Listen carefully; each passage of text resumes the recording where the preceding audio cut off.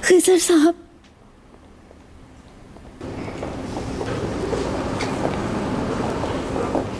हाँ क्या हुआ? रेहान कहाँ पर है, बताइए मुझे। खुदा के लिए मुझसे कोई बात मत छुपाएं खिजर। नहीं, कुछ नहीं छुपा रहा हूँ। रेहान मीरान के साथ है, मैंने उसके सुपुर्द की है। क्या? ये क्या कह रहे हैं आप? मेरे पास कोई और ऑप्शन नहीं था। बाबा मेरे पीछे पड़ गए थे। मैंने वो जगह ढूंढ ली थी जहां मीरान और रेहान ठहरे हुए थे, लेकिन बाबा भी वहीं पर पहुंच गए। मैं बहुत मजबूर था और इसी मजबूरी में मैंने रेहान को मीरान के हवाले कर दिया। आप जानते भी हैं आपने क्या किया है?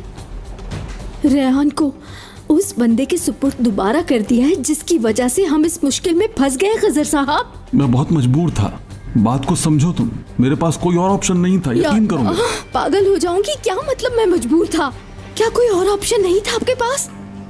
नहीं था जहरा। अपनी बेटी को उस बंदे के दोबारा सुपुर्द करके उसकी मौत का दोबारा फरमान जारी किया है, ये भूलना मत।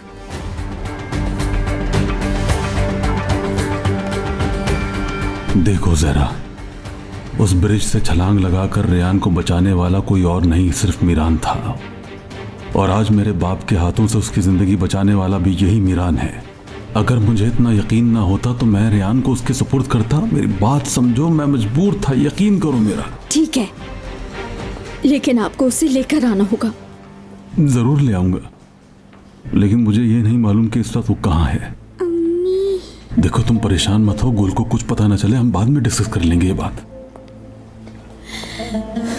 कैसी है मेरी बच्ची? गुल मेरी बेटी जाग गई। गुल, हम घर जा रहे हैं। मेरी शहजादी, जल्दी रेडी हो जाओ।